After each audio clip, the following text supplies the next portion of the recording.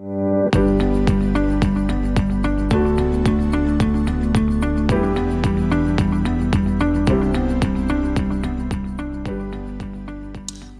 à tous, bienvenue à In Studio.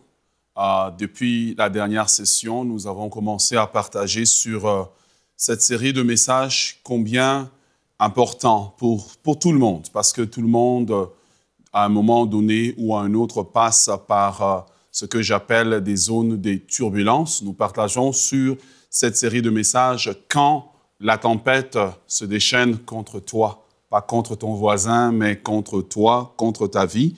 Et dans la session passée, nous avons fait quelques observations qu'il est nécessaire, je pense, d'entrée de jeu de ce message, de répéter. Nous avons parlé, dans le message passé, nous avons parlé des tempêtes des fondations. Aujourd'hui, nous allons parler de ce thème quand tu traverses la tempête de transition. Et les deux premières tempêtes dont nous parlons se situent dans ce que j'appelle les tempêtes saisonnières. Les tempêtes saisonnières, comme nous l'avons dit, ce sont des tempêtes cycliques. Donc, ce sont des événements cycliques qui arrivent à ces étapes, des intervalles réguliers de notre vie. Les tempêtes cycliques ont pour but de pouvoir nous faire avancer vers notre destinée. Et donc, les tempêtes cycliques sont attachées à notre destinée. Par rapport à cela, nous voyons dans la vie de Joseph une série de cataclysmes, une série de problèmes qui lui arrivent. Et lorsque vous regardez la vie de Joseph, vous avez l'impression que le malheur le poursuit. Mais en réalité, quand vous regardez la vie de Joseph, ce sont des tempêtes cycliques qui arrivent dans sa vie. Et vous allez voir qu'à chaque fois que Joseph réussit à survivre et à passer au travers de la tempête cyclique qui arrive dans sa vie, eh bien, Joseph avance. Joseph arrive en Égypte au plus bas niveau de la société. Il est juste un esclave, mais en plus d'être un esclave, Joseph est un étranger. Mais Joseph passe de l'esclave régulier à devenir l'intendant de la maison de Potiphar. Et là, une tempête cyclique arrive dans sa vie. Joseph gradue de la tempête cyclique et se retrouve en prison. Dans la prison, Joseph est trahi parce qu'il aide des gens de la maison des pharaons, des fonctionnaires de la maison de Pharaon, qui vont, eux, l'oublier. Et Joseph se retrouve, encore une fois, dans une tempête. Mais si vous regardez la vie de Joseph, à chaque tempête cyclique de sa vie, Joseph semble progresser. Le but de la tempête cyclique, de la catégorie des tempêtes cycliques, des tempêtes, ce que j'appelle aussi des tempêtes destinées, ce n'est pas de vous détruire, mais c'est de vous faire avancer vers le plan que Dieu a pour vous. Nous avons aussi dit qu'il y a dans 3 étapes. La première étape, c'est que soit vous êtes dans une tempête, ou vous allez dans une tempête, où vous êtes en train de sortir de la tempête. Aujourd'hui, nous allons regarder dans cette session ce que j'appelle les tempêtes de transition. C'est la deuxième grande catégorie des tempêtes saisonnières. Il nous arrive dans le cycle, dans le parcours de notre vie, de devoir passer par des tempêtes de transition. Et les transitions sont nécessaires car les transitions marquent les saisons de notre vie. Il faut une transition pour passer de l'été à l'hiver, de passer de l'hiver au printemps et de passer du printemps à l'été et puis évidemment d'arriver, retourner en hiver. Donc les transitions sont nécessaires car elles permettent de marquer les saisons de notre vie. Je vous invite pour la méditation d'aujourd'hui à lire un texte très court dans le livre de Marc, qui est très bien connu, Marc chapitre 5, le verset 35 au verset 41. Voici ce que la parole de Dieu nous dit. Ce même jour, le soir, Jésus dit, « Passons de l'autre bord. » Après avoir renvoyé la foule, ils l'emmenèrent à la barque où il s'est trouvé. Il y avait aussi d'autres barques avec lui. Il s'éleva un grand tourbillon et des flots s'est jeté sur la barque, au point qu'elle se remplissait déjà. Verset 38 nous dit, « Et lui, il dormait à la poupe sur le coussin. Ils le réveillèrent et lui dirent, « Maître, ne t'inquiètes-tu pas de ce que nous périssions ?» S'étant réveillé, il menaça les vents et la mer. « Silence, tais-toi !» Et le vent cessa et il eut un grand calme.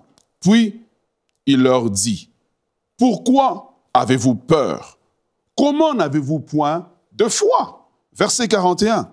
Ils furent saisis d'une grande frayeur et se dirent l'un à l'autre, « Quel est celui-ci à qui obéissent les vents et la mer? » Il n'y a que les vents et la mer qui obéissent à Jésus. Il n'y a que la nature qui obéit à Jésus. Et j'aimerais dire à quelqu'un aujourd'hui qui traverse par un temps difficile que même si les vents sont déchaînés contre toi, prends courage parce que Jésus est avec toi dans la barque. Peut-être que tu ne le vois pas, peut-être que tu ne le sens pas, peut-être que pour toi, il est endormi, mais je veux te rassurer que Jésus est avec toi dans la barque. Mais revenons quand même à la tempête de transition.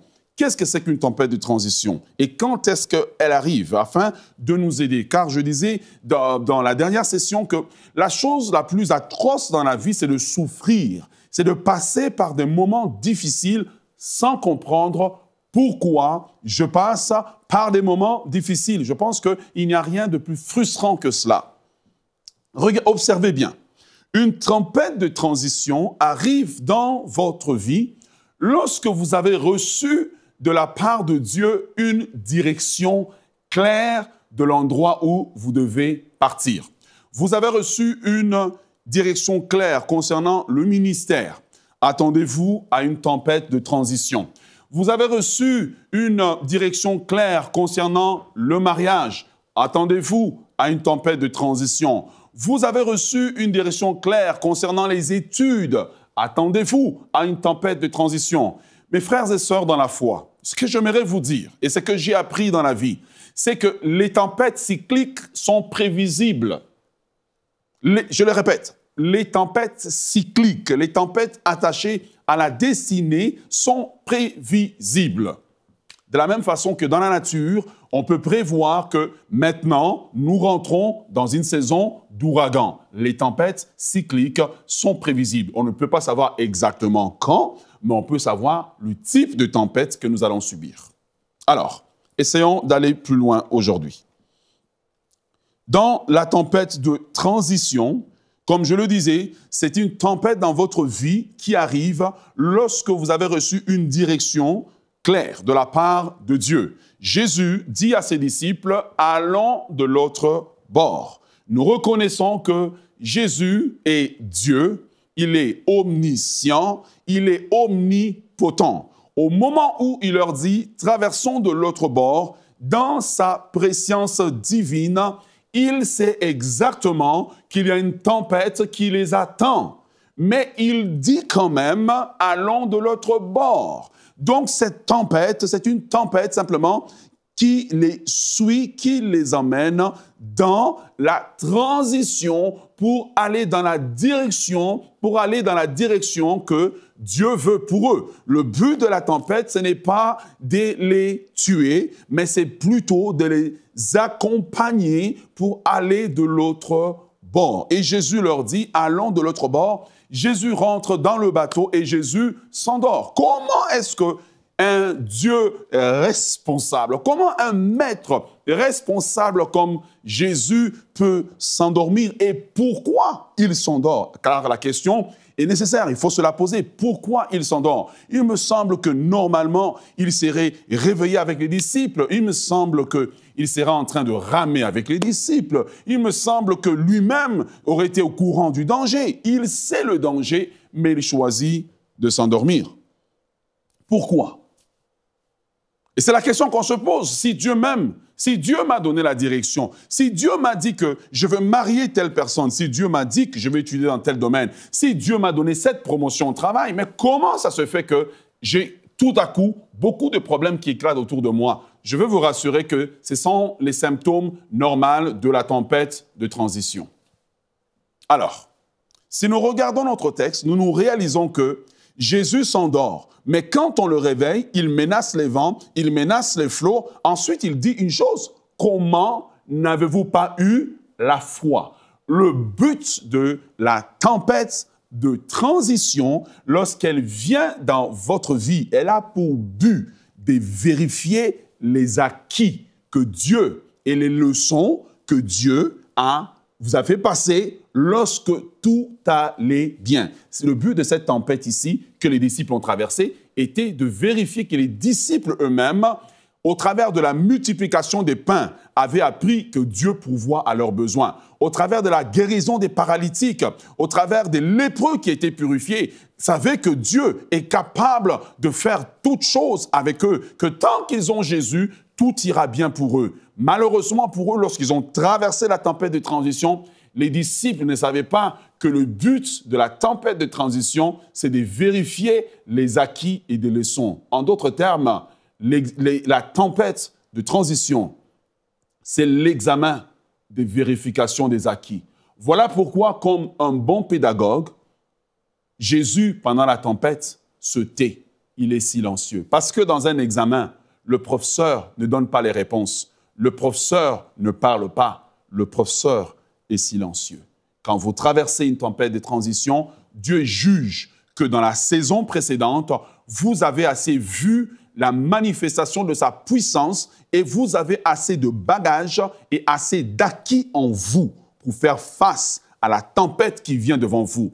La tempête de transition ne part pas lorsque vous priez. La tempête de transition ne part pas lorsque vous jeûnez. La tempête de transition a pour but que vous ayez la foi et que vous restiez calme alors que l'enfer se déchaîne contre vous. Que vous restiez calme alors que vous ne savez pas comment vous allez payer votre loyer. Que vous restiez calme alors que vous ne savez pas de quoi le lendemain sera fait, mais que vous avez l'assurance que je ne sais pas comment demain je vais m'en sortir. Je ne sais pas comment je vais payer mon loyer. Je ne sais pas comment je vais payer l'école, mais j'ai l'assurance que si Dieu est avec moi, toute chose est possible. Et comme le dit si bien, je pense, le psaume 60, qu'avec Dieu, nous ferons des exploits. Ce qui compte dans la tempête de transition, c'est l'assurance que vous avez que Dieu est avec vous, que Dieu marche avec vous, que Dieu est dans le bateau avec vous, même si Dieu est silencieux. Quand tu traverses la tempête de transition, tu dois manifester la foi que Dieu est avec toi. Et encore une fois, comme je vous disais tout à l'heure, cette tempête de transition ne vient que lorsque vous avez reçu une direction claire de la part de Dieu. Elle vient. Jésus dit, allons de l'autre bord. Dès que Dieu vous donne une nouvelle direction, attendez-vous à ce qu'une tempête puisse éclater dans votre vie. Et le but de cette tempête, c'est de vérifier simplement que vous avez appris à compter sur Dieu, même lorsque tout va mal. Quelqu'un dit « Alléluia ». Gloire à Dieu. Et c'est ce que j'aime de la part de Dieu. Alors, j'aimerais vous emmener dans les moments qui nous restent aujourd'hui à examiner le type de transition par lequel vous pouvez passer et comprendre aussi en même temps les tempêtes auxquelles vous faites face. Le premier type de transition que vous avez, c'est ce que j'appelle, ce sont les transitions d'accélération. Les transitions d'accélération. Vous allez voir lorsque vous êtes en train de conduire pour votre voiture, avant d'entrer dans l'autoroute, vous prenez ce qu'on appelle une bretelle ou une voie. Le but de cette voie-là, que vous prenez avant de rentrer dans l'autoroute, le but de la voie est de vous permettre d'accélérer avec votre voiture de manière à ce que quand vous allez rentrer dans l'autoroute pour aller vers la destination finale, vous soyez à la même vitesse que les autres conducteurs qui, eux, étaient déjà sur l'autoroute afin de ne pas causer d'accident, ni être en danger pour vous ou être en danger pour les autres. Donc, dans les transitions d'accélération, Dieu permet certaines tempêtes dans votre vie pour accélérer la cadence des miracles, la cadence des délivrances, la cadence de manifestation de gloire qu'il va opérer dans votre vie. Dans les transitions d'accélération, il y a maintenant certains types de choses que Dieu va faire pour vous. C'est dans les transitions d'accélération que Dieu va créer en vous, va vous créer dans votre vie des connexions divines avec certaines personnes pour vous emmener dans votre destinée. Et Dieu permet que vous puissiez passer par des zones de secousses. Parce que dans ces zones de secousses, il permet que vous puissiez rencontrer des problèmes, des personnes clés qui ont des solutions. Je vous donne un exemple. Lorsque Joseph est en prison, pour revenir à notre personnage de la session précédente, Dieu, dans sa tempête de transition, pour l'emmener, la tempête avec Madame Potiphar, c'est la tempête des fondations dans la vie de Joseph. Mais lorsque Joseph arrive dans la prison, pour l'emmener dans le palais royal, Joseph vit une tempête de transition. Et dans cette tempête de transition, Dieu permet qu'il y ait une connexion divine dans sa vie. Dieu permet que 2 ouvriers de la maison de Pharaon, donc 2 fonctionnaires de la maison de Pharaon, puissent rencontrer Joseph et lui expliquer le songe. Et une des choses qui nous fait manquer, qui nous fait rater les bénédictions des tempêtes de transition, c'est que nous sommes frustrés. Parce que nous nous disons, mais si Dieu m'a dit que moi j'aurai un grand ministère, si Dieu m'a dit que je serai pasteur, si Dieu m'a dit que je veux me marier, comment ça se fait que l'homme que je dois marier, comment ça se fait que cet homme-là n'a pas de travail, n'a pas d'emploi, n'a pas ceci, n'a pas cela. Mais si Dieu m'a dit que je serai pasteur, comment ça se fait que mon ministère n'est pas encore reconnu? Et nous nourrissons de frustration, nous manifestons de la frustration au lieu de manifester la foi dans la tempête de transition que celui qui a fait la promesse est capable d'accomplir sa promesse même à partir de rien. Dieu n'a pas besoin de support humain pour manifester la promesse qu'il a faite dans ta vie. Et c'est là que Joseph ne manifeste pas de la frustration lorsque les chansons et le panetier, pour parler un peu en termes d'aujourd'hui, lorsque le boulanger de Pharaon et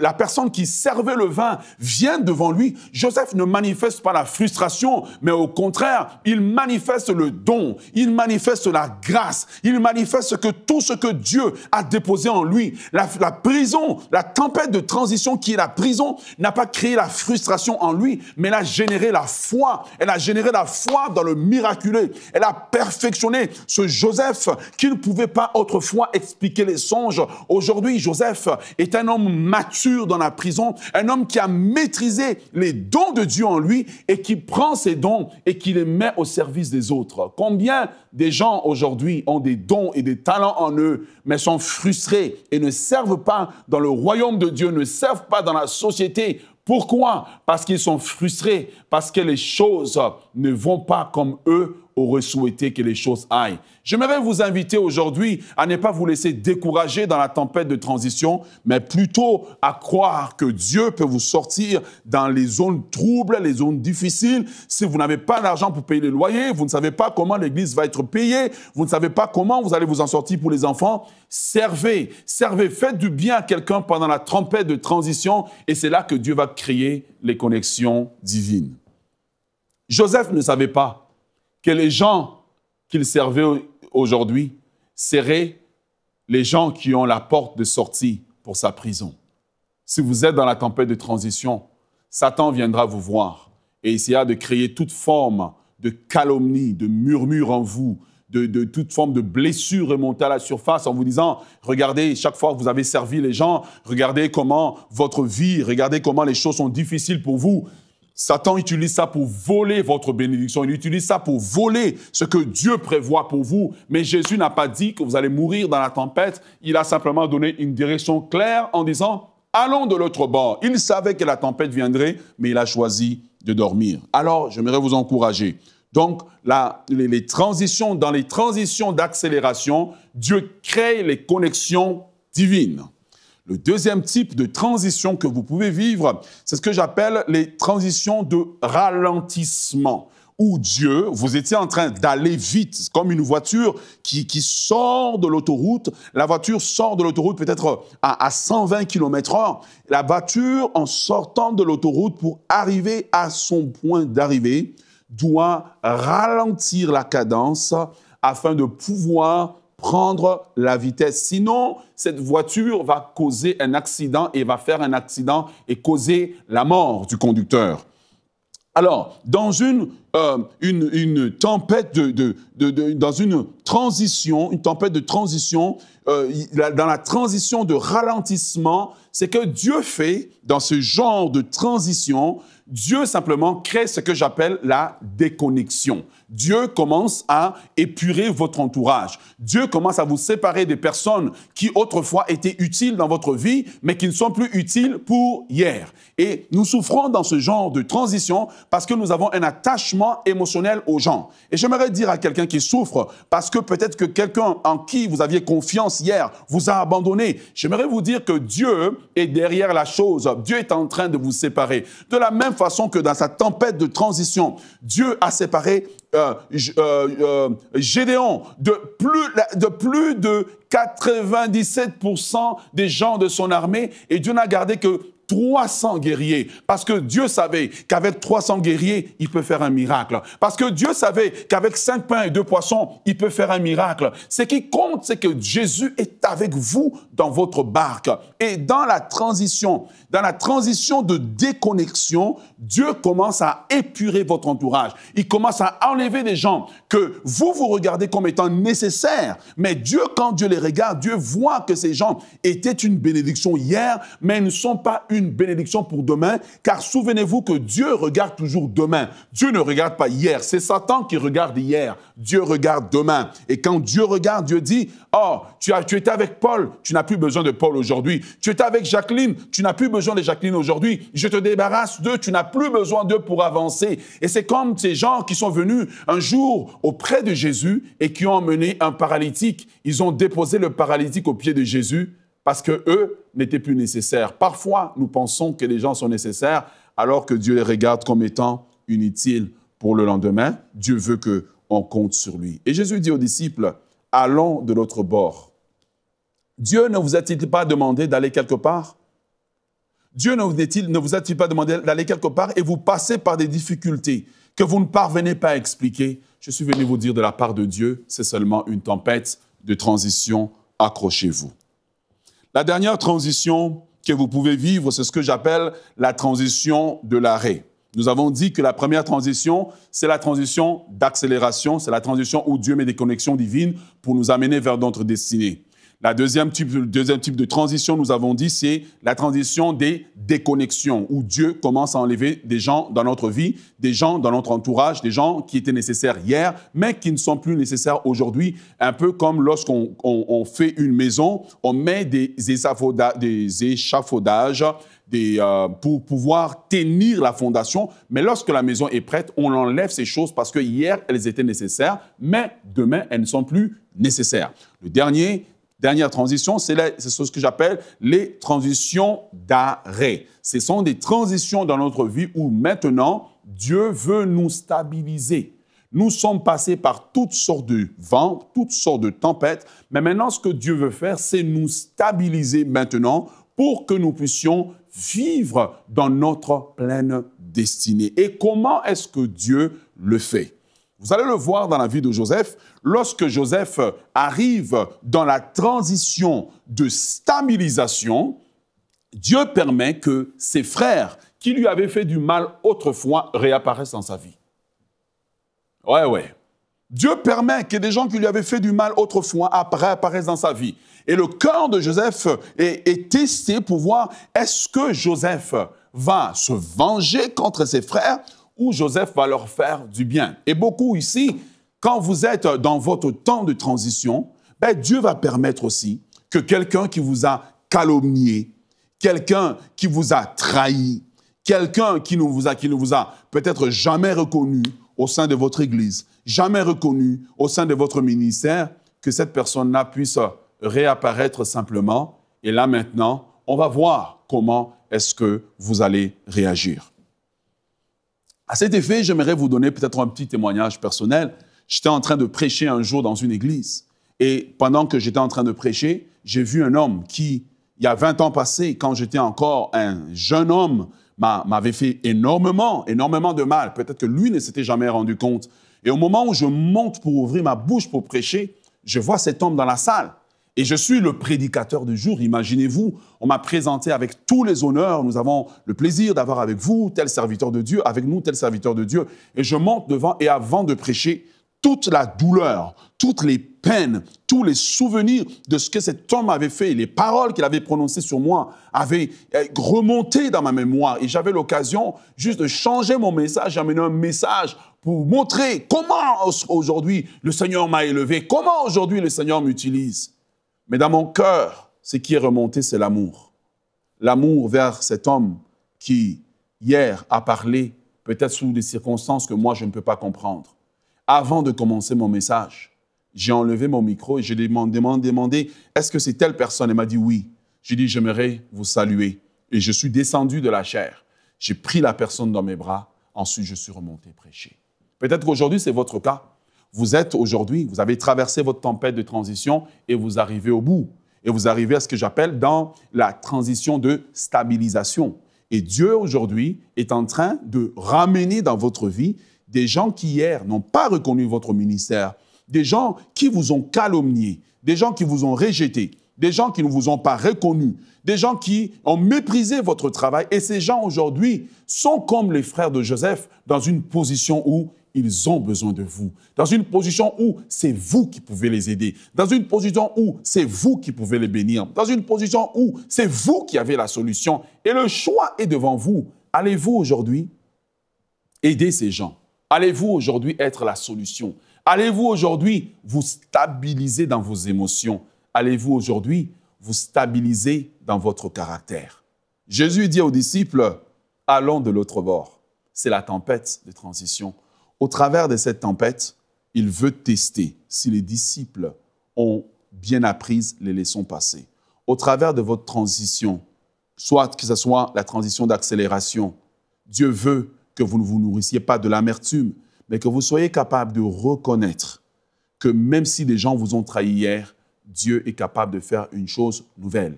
Il dit dans les livres d'Ésaïe, « Voici, je vais faire une chose nouvelle sur le point d'arriver, ne la reconnaîtrez-vous pas ?» Dieu utilise dans notre vie toute forme de situation, d'épreuve pour nous faire avancer. C'est à nous de reconnaître lorsqu'il envoie les gens sur notre chemin.